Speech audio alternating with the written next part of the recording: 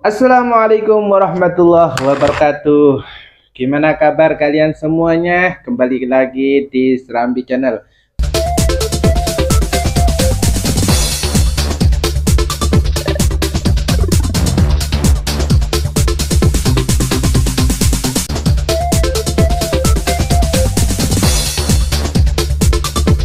Seperti biasa, kita saling berdoa dan mendoakan. Mudah-mudahan kita dalam keadaan sehat walafiat, panjang umur, dilimpahkan rezeki yang banyak. Pastinya kalian lihat video reaction kali ini ya. Dari judulnya saja, hal mistis saat shift malam di kantor konveksi. Ini dia bertahan kerja seperti itu karena dia harus bayar cicilan, guys. Seperti apa videonya? Yuk. Hai, wassalamualaikum warahmatullahi wabarakatuh. Terima kasih sudah klik video ini. Di malam ini aku datang lagi dengan sebuah kisah horor yang berkaitan dengan bekerja shift malam. Seperti yang sudah kita sering dengar, kerja malam atau shift malam, apalagi di kantor yang sepi, gak bisa dilepaskan dari cerita-cerita mistis yang sering ngikutin di belakangnya, ya kan? Dan hal ini juga lah yang dialami sama Wawa kita yang ngirim kisah ini, Waktu kerja shift malam di sebuah kantor konveksi, si Wawa kita yang jelas-jelas tumpul, aku nih Nadia bukan IndiHome ya, tiba-tiba melihat ada sosok makhluk halus untuk pertama kali seumur hidupnya, Nah masalahnya teror mistis yang dialami sama Wawa ini bukan cuma sekali dua kali, tapi berulang kali. Dan yang bikin makin ngeri lagi, sosok itu juga munculnya beda-beda gitu loh. Tapi walaupun wujudnya beda, mereka tuh macam punya satu kesamaan gitu loh. Macam semuanya nih Nadia meninggal dengan cara yang tragis. Dan katanya arwah yang meninggal nggak tenang itu cenderung bergentayangan ya kan. Nah mereka-mereka inilah yang nyebar teror di sekitar tempat itu, termasuk ke Wawa kita yang lagi kerja shift malam ini sendirian pula waktu itu dari sana. Penasaran gimana kisah lengkapnya? Jadi tanpa berlama-lama kita langsung masuk aja. Oke, langsung. Let's go. Penasaran gimana? Oke, jadi kisah yang akan aku ceritakan malam ini dikirim sama kita yang bernama Mas Fajar dari Jawa Barat. Halo Mas Fajar. Nah, jadi pengalaman horor yang dialami sama Fajar ini terjadi pada tahun 2020 ketika dia bekerja di sebuah kantor konveksi yang ada di kotanya. Nah, jadi ceritanya di tahun 2020 itu Fajar ini diterima bekerja sebagai operator mesin di sebuah usaha konveksi. Nah, usaha ini bukan usaha yang besar-besar kali Nadia ya, sedang lah gitu. Dan usaha ini dimiliki oleh seorang laki-laki parubaya yang dikenal dengan sebutan Pak Haji ya. Nah, Pak Haji ini memberlakukan 3 shift pada karyawan-karyawannya. Ada shift pagi, shift siang, dan juga shift malam. Di hari pertama Fajar ini bekerja, Pak Haji ini ngomong ke Fajar, mulai hari ini sampai seterusnya kamu saya tugasin di shift malam ya, dari jam 11 malam sampai jam 7 pagi katanya. Kamu nggak sendirian kok, ada karyawan lain juga namanya Dito sama Agus. Mereka juga saya tugasin di shift malam juga katanya. Oh iya Pak Haji, nggak apa-apa. Saya juga kebetulan orangnya suka begadang, jadi nggak masalah kok kalau misalnya saya dapat di shift malam Pak, kata dia kayak gitu. Nah, selain menjelaskan tentang pembagian shift, Pak Haji ini juga berpesan supaya Fajar ini selama bekerja untuk selalu berdoa suruh jaga-jaga dan tidak banyak melamun. Denger itu ya udah aku iyain aja lah Nadia kan, tanpa aku pikir macam-macam. Ya wajar aja lah Pak Haji pesan kayak gitu. Yang namanya kerja kan memang harus fokus, Nadia nggak boleh sering melamun nih gitu kan. Nah udah tuh, setelah mendengar pesan dari Pak Haji, Fajar pun mulailah bekerja di shift malam bersama 2 temannya tadi, Dito sama si Agus. Di pertemuan pertama itu Fajar cepat akrab dengan Agus maupun Dito, dan juga seiring berjalannya waktu Fajar udah mulai betah nih kerja di sana, ya kan? Tapi ketika Fajar mulai betah, kedua teman kerjanya yaitu si Dito sama si Agus ini tiba-tiba ngajuin resign, nggak tahu alasannya kenapa. Nah, dia resign mereka berdua, dan tepat di hari ketika mereka resign ini Pak Haji langsung tuh nunjuk 2 karyawan lama yang sebelumnya ada di shift lain untuk ngegantiin mereka berdua, ditugaskan di shift malam juga nemenin si Fajar. Nah, 2 karyawan lama ini namanya Aan dan juga Ucu. Nah selama Fajar bekerja dengan Aan dan Ucu, semua juga aman-aman aja, lancar-lancar aja lah gitu. Tapi waktu aku udah memasuki bulan ke-6 Nadia, nah disinilah tiba-tiba Fajar ini mengalami kejadian mistis yang nggak pernah aku bayangkan seumur hidup aku, dan baru masuk ke kisahnya. Jadi Nah jadi ceritanya Wak, hari itu ya nih setelah 6 bulan itu Fajar ini bekerja di shift malam seperti biasa. Tapi dia cuma berdua aja sama si Ucup, gara-gara si Aan ini lagi izin nggak masuk gitu. Tapi meskipun mereka cuma berdua tugas malam itu, mereka tetap melakukan pekerjaan masing-masing seperti biasanya di meja masing-masing. Nah awalnya semua jalan normal-normal aja Wak. Tapi ketika waktu menunjukkan jam 1:30 malam, Ucup yang lagi duduk di kursinya tuh tiba-tiba lari ke arah si Fajar. Pucat mukanya, dia panik gitu kan. Ngapa kau katanya gitu, kayak orang ketakutan. Wah, barusan aku nyium bau melati nyengat kali di hidung aku katanya. Hah? Bau melati? Barusan aku gak cium apa-apa, salah cium kok nggak? Tuh Lanjar, ngapain aku bohong, kok nggak percaya aku cium lah itu dekat daerah kursi aku katanya gitu kan. Nah Fajar bangkit, dia ngeceklah ke tempat duduknya si Ucup itu. Dan pas udah nyampe di sana, Fajar ternyata juga cium bau melati itu. Sama-sama ya. Iya, cium bau melati. Tiba ada bau melati ya. Akan betul kataku, udah yuk Jar, yuk kita balik aja yuk. Kok perasaan aku nggak enak tiba-tiba nih kata si Ucup. Balik kita.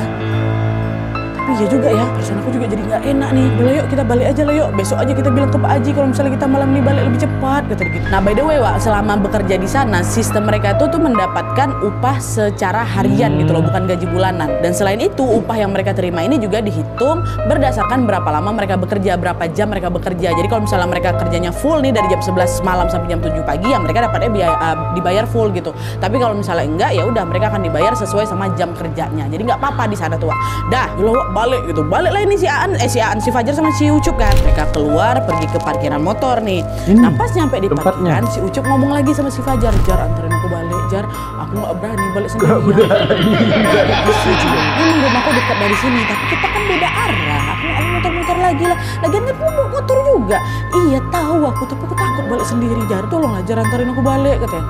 Iya lah ya udahlah ya, sini ku anterin kata si Fajar. Mau si Fajar apa Wak nganterin kan? Nah, by the way Wak, waktu itu rumahnya si Ucup ini memang nggak begitu jauh dari kantor, sekitar 3 kilo lah. Nah, dah Fajar sama Ucup pun naik motor, mereka ngendarain sepeda motor masing-masing menuju ke rumahnya Ucup gitu kan. Ucup jalan duluan tuh, Fajar di belakangnya. Tapi Wak, ketika mereka sampai di sebuah tikungan yang ada di sana, lampu sepeda motor yang dikendarai Ucup tuh tiba-tiba mati. Nah, waktu mati itu mereka agak iring-iringan kan. Waktu mati tiba-tiba si Fajar cium bau melati lagi Wak, ya kan? Fajar langsung lempar pandangannya ke sekeliling ya kan, sambil mencari itu nih baunya dari mana gitu kan. Tapi setelah dia melihat suasana sekitar itu, ternyata ya nggak ada orang lain selain mereka berdua Wak. Selain sepi, di kanan kiri mereka tuh ya udah cuma ada hamparan pepohonan aja yang gelap rimbun gitu kan. Aduh, dari bawah ada melati nih. Nah sadar nggak beres di sini, Fajar minta cup ngegas lagi cup sampai rumah gue nih. Aku juga cium, aku tahu ngegas lagi lah mereka berdua. Nyampe lah ini di rumah si Ucup Wak. Langsung si Fajar pamitan. Udah ya Cup ya, aku antar kan gue, sekarang aku balik dulu kata dia gitu. Ya nanti aku harus lewat tikungan itu lagi loh, gak takut kok. Nanti tikungan lagi melati itu baru aku rasa. Udah aku berani-beraniin aja lah, orang cuma ada buk melati aja kok. Kata si Fajar kayak gitu kan, aku mau balik nah dia. Nah tepat setelah si Fajar ngomong kayak gitu, mamanya Ucup kan dia langsung nyebut si Fajar kan. Fajar, malam ini nginep di sini aja. Pokoknya sebelum matahari terbit, Fajar jangan kemana-mana dulu kata mamanya. Wah emang ada apa Bu? Tadi waktu di tikungan dari mama aja tambah takut ini. Di sana sepi nggak? Iya Bu, iya kami. Dan memang sepi juga. Apa emangnya Bu? Kata si Fajar lagi. Nah disitulah Wak, mamanya si Ucup ini akhirnya cerita kalau beberapa bulan yang lalu ada sebuah kejadian Wak di tikung tadi itu yang sempat bikin warga kampung si Ucup tuh heboh. Jadi ceritanya pada suatu malam ada 2 pemudik, cowok-cowok ini semuanya kan berdua lagi boncengan naik motor. Nah waktu lagi boncengan mereka ngelewatin daerah sekitar rumah Ucup itu juga. Nah pas lewat tikungan tadi itu, dari sorot lampu motor si kedua pemudik itu tuh ngelihat ada sepasang kekasih mungkin Wak, ada cewek ada cowoknya gitu. Cuma dua-duanya ini badan luka. Si cowok posisinya tergeletak di jalan, si cewek itu waktu itu lagi pakai jaket hijau Wak, duduk di samping si cowok sambil macam ringis kesakitan gitu. Nah karena kasihan kedua pemudik ini pun akhirnya turun mereka dari motor, disamperin lah si cewek ini kan. Astagfirullah teh, kenapa teh kok badannya luka-luka kayak gitu? Habis kena begal kalian? Bukan, kami habis kecelakaan. Saya jalan ke sini sambil mapah pacar saya, dia nggak kuat terus dia pingsan. Tolong kepala saya sakit. Kata walah ya teh kami cari bantuan dulu ya. Motor teh ada di mana? Kata mereka lagi. Motor sama tas saya ada di sana. Sambil nunjuk ke arah pepohonan Wah, gelap pohonan di situ kan. Nah kedua pemudik ini nanya lagi, oh berarti motornya rusak ya teh ya? Cewek itu jawab kayak ini, iya semuanya rusak, kepala saya juga rusak kata dia gitu. pas mereka noleh lagi ke si cewek, wah ya Allah ya Robbi. Kedua sejoli itu tiba-tiba berubah wujud. Si cowok yang tadinya kenapa pingsan di tengah jalan kan, tiba-tiba udah berdiri dia di sebelah si cewek dengan kondisi berdarah-darah, terus dadanya berubah. Sementara si cewek juga berdarah-darah, tapi sesuai dengan kata-kata dia tadi, wah, kepalanya nggak ada kepalanya itu bolong. Lazim, kita kabur mereka langsung kan, wah, ngegas motor sampai nabrak rumah warga waktu itu. Warga yang tadinya udah tidur langsung lah itu beramai-ramai kebangun semua ya kan, datangin si lokasi kejadian ini. Dan hanya dalam waktu singkat, wah, TKP yang tadinya sepi itu langsung ramai dipenuhi sama warga yang penasaran kenapa nih, ada apa gitu kan. Termasuk mamanya Ucup. Itulah kenapa ibunya si Ucup ini tahu kejadian itu, karena dia juga ada di TKP. Wah, selain menceritakan kejadian mistis yang menimpa si pemudi, ibunya Ucup ini juga bilang kalau pasangan yang gentayangan itu, wah, katanya tetangga mereka dari desa sebelah. Nah, menurut isu yang beredar, wah, pasangan itu tuh sudah ada rencana untuk melaksanakan pernikahan mereka dalam waktu dekat gitu loh, wah. Nah, sayangnya Hamin 2 bulan sebelum pernikahan mereka kecelakaan. Itulah, dua-duanya tewas di tempat. Entah gimana kronologi kejadiannya, karena waktu kejadian juga nggak ada orang yang lihat, tapi yang jelas pada saat ditemukan kondisi mereka memang udah mengenaskan kali. Seluruh tubuhnya si cowok tuh dalam keadaan berdarah-darah, terus dadanya dari yang gitu, gambar. Sementara itu si cewek kepala bolong, dan kendaraan besar gitu loh. Nah, kondisi inilah yang membuat warga menduga kalau mereka itu ketabrak truk yang memang biasa melintas di sana. Kejadiannya mana? Di tikungan itu. Nah, setelah bercerita panjang lebar tentang kisah mistis di tikungan, ibunya Ucup nanya lagi, gimana? Masih pengen balik juga? Kok nekat balik-balik malam kayak ini, diganggu lo sama sosok tuh, mau tinggal di lalu. Ya, siap. Saya akan bermalam di sini. Ya, nah, akhirnya malam itu pun Fajar nginap lah itu di rumah Ucup dan baru balik ke rumah paginya jam 7 pagi. Nah, setelah kejadian tadi malam, wah, Fajar pun keesokan harinya kembali bekerja seperti biasa. Untungnya malam itu Fajar nggak mengalami kejadian mistis apa-apa lagi, wah. Nah, kerja lagi. Selang beberapa minggu kemudian, ya, Fajar balik lagi diganggu. Yang kali ini Nadia udah betul-betul bikin aku trauma. Kemarin kan cuma cium-cium bau-bau aja ya kan, bau-bau aneh entah dari mana asalnya kan. Nah, ini bikin aku trauma kali gitu. Jadi ceritanya, wah, di hari itu Fajar ini berangkat kerja sekitar jam 10 malam. Sesampainya di kantor, Fajar menerima pesan dari kedua kawannya, si Ucup dan si Aan, yang ngasih tahu kalau, wah, aku nggak masuk kerja ya malam itu. Dua-duanya bilang kayak gitu. Sendirian lah si Fajar tugas malam tuh kan. Tapi udahlah, bantai kalian yang aku mau dapat duit gitu. Pas lagi asik-asik kerja, tiba-tiba hujan deras turun gitu. Semakin lama suara hujan itu juga makin terdengar kencang. Gara-gara genteng kantor aku tuh dari asbes, nah katanya. Lalu di tengah suara hujan yang berisik itu, hawa di sekitar Fajar itu tiba-tiba nggak enak gitu, langsung berubah gitu. Sebelum-sebelumnya tuh pernah Bu kerja di sini hujan-hujan sendirian. Jadi sudah hawanya malam ini nggak enak ya? Gitu suasananya. Nah, khawatir terjadi sesuatu, Fajar pun jadi mikir, apa aku izin balik duluan juga aja ya. Toh aku juga sendirian malam ini. Ya, betul ini suasananya. Tapi nggak bisa juga. Besok ada cicilan yang harus dibayar. Tapi seram nggak bisa bayar utang lagi nanti dibanding setan. Nah, karena berada dalam kondisi yang terdesak, Fajar pun memaksa untuk menepiskan pikiran buruknya dan balik ke jalan kerja. Pas baru aja aku mulai kerja, Nat, ekor matanya Fajar ini menangkap sebuah bayang. Seseorang yang masuk ke dalam kantor lewat pintu garasi. Waktu aku tengok lagi karena ternyata yang barusan masuk itu ibu-ibu Purbaya gitu lah. Dia pakai terusan motif bunga-bunga. Aku nggak tahu itu daster atau apa, tapi pokoknya ada motif bunga gitu. Dan seluruh bajunya basah kuyup macam habis kehujanan. Masuk dia. Nah, selain itu, si Fajarnya juga notice rambut ibu tuh acak-acakan kali. Terus ya masuknya gitu. Nggak pernah mandi kali. Kosong macam orang linglung gitu.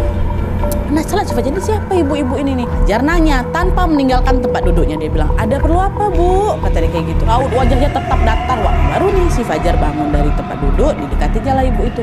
Bu, maaf, ibu ada keperluan apa? Kata dia. Itu Fajar. Setelah pertanyaan itu terucap, wah, aku hantu Fajar.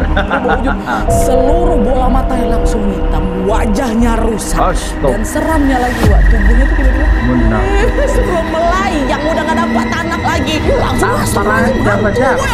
Dia masuk dalam toilet, kuncinya pintu. Tendang. Wah, itu betul-betul di level puncak traumatis aku. Nah, dia baru pertama kali itulah aku tahu, ada hantu kayak gitu. Kebetulan melayang dia buka ya rusak. Aku tuh tumpul setumpul-tumpulnya. Nggak pernah makan sama sekali. Jadi apa nggak trauma di dalam kamar? Takut dia kan. Nah, diam aku di sana di toilet tuh nggak keluar aku sampai aku nunggu azan subuh datang. Dah. Lama terdengar nih Wak, suara azan kan, subuh udah datang. Tiba-tiba waktu azan subuh udah kedengar, Pak Haji manggil nama dia, Fajar, Jar, kok di mana? Jar, katanya Pak Haji. Nah Fajar, Pak Haji udah datang, udah ngerasa aman kan, dia barulah keluar dari toilet, dia bilang, Pak, ya Pak, saya di sini, katanya. Loh, yang lain mana? Sendirian kamu? Semalam mereka ngabarin saya nggak masuk, katanya ada urusan. Emang nggak izin sama Bapak? Oh nggak ada, mereka nggak ngomong apa-apa sama saya. Ini nih bolos mereka nih berarti tadi malam kamu sendirian di sini. Nggak apa-apa kamu kan, katanya. Nah itu dia Pak, itulah. Saya masuk toilet nih Pak, bukan barusan. Dari tadi malam saya di toilet nih. Saya tadi malam ngelihat penampakan Pak, ada sosok ibu-ibu di garasi. Seram kali bentuknya Pak. Waktu saya takut saya lari kabur ke toilet, nggak berani saya keluar. Saya nunggu azan, pas pula Pak Haji datang. Astagfirullahaladzim. Kamu lihat kok kejadian lagi ya? Padahal kantornya udah saya pindahin ke sini loh. Kata Pak Haji kayak gitu. Hah? Pindah ke sini Pak? Maksudnya? Di situ loh Pak Haji cerita kalau karyawan-karyawan mereka di tempat lama itu tuh memang udah sering diganggu sama sosok ibu-ibu kan, bajunya baju bunga kan, kata Pak Haji kayak gitu. Iya Pak kayak gitu. Nah karyawan sebelumnya juga sering diganggu sama si sosok ibu-ibu ini Pak. Nah menurut desas-desus warga, si sosok ibu itu tuh dia katanya bergentayangan dan arwahnya itu tidak tenang karena dia meninggal dengan cara mengakhiri hidupnya sendiri. Nah ibu-ibu itu awalnya cuma nampain ke sebagian karyawan aja nih di tempat lama ya, tapi makin lama kok sosok tuh jadi makin sering muncul lagi dan juga mengganggu ketenangan karyawan-karyawannya. Segala cara udah dilakukan sama Pak Haji untuk mengusir si sosok ibu-ibu ini, tapi nggak juga berhasil. Makanya karena nggak ada pilihan lain, Pak Haji pun memilih untuk memindahkan lokasi kantornya ke tempat yang sekarang ini tempat si Fajar kerja. Tapi setelah tahu kalau Fajar dihantui sama sosok yang sama di situ, makanya Pak Haji tuh baru mikir lagi, nih kenapa sosok itu masih juga muncul ke sini? Kita udah pindah loh. Kan Pak Haji mikirnya apa? Mungkin di sana tuh lah tempat dia, habis itu kita kerja di sana, makanya dia gentayangan di sana nggak suka ada kami gitu kan, kami pindah masih juga ngikut. Dan karena khawatir dengan keselamatannya si Fajar, Pak Haji pun akhirnya mengizinkan Fajar balik meskipun jam kerjanya udah selesai. Udah kamu balik aja lah dulu, nggak usah nunggu jam 7 katanya. Nah udah makasih ya Pak ya. Nah waktu dia nyampe di rumah, Fajar langsung menceritakan kejadian horor itu kepada istri dan juga kepada kedua orang tuanya Wak. Dengar cerita itu mereka langsung nyuruh, udahlah resign aja lah cari aja tempat kerja lain gitu. Cuma di situ Fajar tuh belum mau resign Wak, gara upah di tempat Pak Haji ini nah dia lumayan besar. Udahlah nggak apa-apa Bu ya. Udah aku tetap kerja di sana lah. Ini demi kalian kok, kata dia kayak gitu. Sayang nah, di saat Fajar berusaha lagi mengumpulkan keberanian, lagi-lagi ada lagi kejadian dia. Jadi kejadian berikutnya Wak ya, baru 2 hari setelah mengalami kejadian kemarin, Fajar kan tetap berangkat kerja jam 10 malam waktu itu. Tapi waktu nyampe di kantor, 2 kawannya lagi nih belum juga datang-datang, si Ad sama si Ucup gak datang Wak, sampai jam 12 malam gak juga datang-datang. Fajar coba tuh ngubungin mereka berdua, si Ucup ditelepon, si Ad ditelepon, gak direspon sama mereka. Sendirian lagi aku. Nah di situ takut lagi si Fajar Wak. Akhirnya udah lagi ya. Enak perasaan aku nih, balik aja lah aku. Cuma dia sempat nelpon Pak Haji, Pak Haji maaf Pak, boleh nggak saya pulang duluan Pak, Ucup sama si Aan nggak datang lagi nih, saya takut nanti didatangin lagi sama si ibu itu. Oh alah ya udahlah nggak apa-apa, balik aja lah kamu, hati-hati di jalan ya, jangan lupa berdoa, kata si Pak Haji lagi. Oh siap Pak, makasih banyak Pak Haji ya gitu. Baliklah itu si Fajar Wak, lewat rute biasanya lewat di tikungan tadi itu ya. Waktu dia sampai di area tikungan kemarin lagi Wak, Fajar nengok ada cewek berjaket hijau tanpa kepala lagi berdiri ngebelakangin aku tapi di depan. Fajar langsung notice ada kepalanya. Penampakan korban kecelakaan itu tuh sebelah kenapa dia jaketnya hijau, dia nggak ada kepala. Di situ aku nggak punya pilihan lain selain aku gas semua udah harus lewatin si cewek kan, wang gitu. Betul Wak, lewat kan? Lewatin dia baju hijau, coy. Baru nggak, astagfirullahaladzim, dia ngelewatin baju hijau dan dengan segala keberanian dia kan, geng. Waktu udah dipotongnya si cewek ini Wak, rupanya di depan muncul lagi ada sosok laki-laki, wajahnya berdarah-darah, tangan kanannya patah, udah macam hampir lepas gayung-gayung gini. Nah dia berdiri tepat di depan sepeda motornya, baru dia macam tuh datang depan motor aku. Astagfirullahaladzim, uang. Tapi sempat ngelak Wak si Fajar tuh, nggak ditabrak sosok tuh. Astagfirullahaladzim, kata Mama Ucup, jangan lewat sini malam-malam ya Allah, kebetulan nengok dua-duanya, kata dia kayak gitu. Nyampe di rumah, Pak, ibu buka ini Fajar, tolong buka pintunya kan panik lah si Fajar kan, Wak. Langsung bangunlah itu seisi rumah. Jar, kok udah balik jam segini? Iya Bu, aku balik duluan Bu. Ucup sama si Aan gak masuk. Kenapa kamu? Aku di jalan tadi nengok penampakan lagi Bu. Itulah ada 2 sosok yang kemarin aku cerita tuh, yang mama Ucup bilang. Ada aku nampak Bu, ada cewek baju hijau, gak ada kepala ya. Itu ada laki-laki di tengah jalan berdarah-darah juga Bu. Astagfirullahaladzim, masuk. Udah Jar, makanya turutin aja lah kata ibu. Gak usah lagi kamu kerja di sana. Coba cari pekerjaan yang lain yang jam kerjanya pagi. Tapi gimana Bu, upah di sana lumayan besar. Gajinya besar sayang ya kalau coba Fajar ditinggal. pastikan dulu sebelum berangkat kerja si Aan sama si Ucup datang kerja apa enggak. Kalau mereka datang, Fajar kerja. Kalau mereka nggak datang, udah Fajar gak usah kerja. Kata siapa si Fajar kayak gitu. Kamu nih bandel ibu. Udah nggak apa-apa, besar uangnya. Nah, setelah kejadian malam itu, di malam berikutnya Fajar yang butuh uang ini berangkatlah kerja lagi, Wak. Dan pas sudah nyampe di sana, Fajar dapat kabar nih dari Pak Haji kalau Ucup resign, Wak. Resign. Entah apa alasan si Ucup tuh resign, tapi yang jelas hal itu yang membuat karyawan yang bekerja di shift malam cuman tinggal 2 orang aja, cuman si Fajar sama si Aan. Malah kan Ucup resign. Kedua orang yang tersisa ini, Wak. Rajin tuh masuk kerja nih. Aan yang dulu sering bolos, sekarang udah nggak pernah bolos-bolos lagi gitu. Nah masuk nih, kompak nih berdua nih, nggak ada yang sering nggak masuk, dah dia selalu kompak kami datang gitu. Dan karena mereka selalu kerja berdua, baik Aan maupun Fajar, entah kenapa udah nggak pernah diganggu-ganggu lagi, Wak. Sampai akhirnya pada suatu hari Fajar ini izin nggak masuk kerja. Fajar yang izin ya, si Wawa nih. Gantian lah Aan yang dekat kantor sendirian, gantian dia yang ngalami kejadian horor, Wak. Oke. Nah jadi Fajar kan nggak masuk, tapi dia belum bilang sama Aan dia nggak masuk, Wak. Fajar tuh cuma bilang ke Pak Haji aja, sengaja si Fajar memang sengaja aku nak kata. Orang dia kemarin bolos kerja nggak ngabarin aku kok, sekarang bergantian aja. Mau aku kabarin dia biar datang bertahu dia sendirian di situ rasanya kayak mana, kata si Fajar kayak gitu dah. Dan nih di sisi lain Aan yang sendirian di kantor nggak ngeh kalau Fajar nggak datang. Waktu ditanya nggak aku angkat, ada yang beres dia sendirian di situ. Di malam itu, Wak, ternyata si Aan diganggu 2 kali. Oke. Cerita pertama, waktu itu Aan lagi bikin kopi, Wak. Lagi bikin kopi. Setelah kopinya selesai, ditaruhnya nih di meja dia, nggak langsung dia minum, Wak, ditaruh aja. Dia lanjut kerja lagi. Mungkin karena si kopi itu lagi panas gitu, jadi nggak langsung diminum. Nah, beberapa saat kemudian ketika dia udah mau minum itu kopi, Wak. Kopi, kok berkurang drastis kopi aku. Dari yang awal itu full 1 gelas, Wak, sisa seperempat gitu. Macam udah diminum orang. Apa tumpah kopi aku nih? Dicek apa di sekitar nggak ada tumpah. Di bawah nggak ada tumpah. Di jalan waktu dari dapur nggak ada juga tumpah. Nih kayak ada yang minum lah nih. Nah, baru terasa ya. Coba anak kerjaan aku belum selesai nih. Ya udahlah lanjut kerja dulu gitu. Pas dia lagi lanjut kerja ini udah mulai fokus, dia mulai agak terlupakan lah masalah kopi ini ya kan. Tiba-tiba astagfirullah, ada lengan yang tidak ada badannya melayang deh dari luar menuju ke dalam kantor. Lengan masuk, lengan melayang. Astagfirullah apa tuh? Ya Allah, dia langsung tutup mata ya kan. Waktu dia buka udah nggak ada lagi lengan melayang. Takut dia kan, nggak ada cerita nih, kabur ya, tinggal kantor. Pergi dia berlari ke rumah Pak Haji, tapi Wak, saking takutnya dia nengok lengan melayang tuh kan, pergi Pak Haji, maaf Pak Haji gitu. Rumah Pak Haji dekat dari situ, memang nempel lah kayaknya. Pak Haji, apaan? Diceritain tuh semua sama si Anwar, mulai dari kopi yang berkurang drastis sampai tadi tuh lah penampakan sosok seonggok lengan yang melayang tuh. Pak Haji bilang, kemarin tuh Fajar juga ngalamin kejadian kayak kamu sih, walaupun bukan lengan gitu. Jadi diganggu juga lah. Diajak salaman aja sekalian. Malam lah di sana. Biar gak ganggu. Balik aja lah kamu dulu, nggak usah lagi nunggu pagi. Barangkali dia mau salaman. 2 kejadian langsung, kopi berkurang drastis. Lengan loh, Wak, ya Allah. Nah sehari setelah kejadian itu Aan balik kerja lagi nih, Wak. Walaupun dia masih trauma bukan main tuh. Aan datang, Fajar juga udah masuk nih. Kerja lagi lah mereka berdua kan. Setelah ketemu sama si Fajar, Aan langsung tuh ceritain, Wak, tadi malam gini-gini segala macam.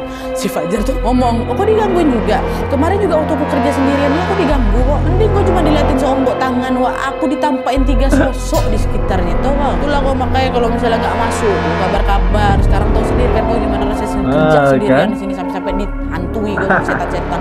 Iya jangan gitu ya. Mulai malam ini kita kompak ya. Jangan sampai salah satu di antara kita ini bekerja sendirian. Ya, kalau ada yang nggak masuk, kabari duluan. Itu ya. Jangan Jangan keulang lagi ya. Kompromi udah ya. Harus saling masuk. Kasih tahu. Nah, setelah kejadian mistis yang menimpa Aan, Wak, baik Fajar maupun Aan selalu kompak tuh kerja bersama berdua terus kan. Nah, alhamdulillahnya dengan cara itu mereka tuh hampir nggak pernah melihat penampakan hantu-hantu lagi, Wak. Kalau berdua tuh nggak pernah Nadia. Cuman meskipun nggak pernah nengok penampakan langsung nih, Wak, ya sesekali mereka tuh masih sering lah ngalamin yang nggak tuh, macam tiba-tiba cium bau wangi. Terus pernah kami dengar suara cewek nangis, Nadia. Pokoknya cuma sekedar gangguan suara sama bau-bauan aja gitu loh. Cuma kalau penampakan ditengok berdua tuh awal-awal sampai sekarang Fajar sama Aan masih kerja di tempat itu. Luar biasa. Oke, Wak, jadi itu tadi kisah horor yang dialami sama Fajar ketika bekerja di sebuah usaha konveksi.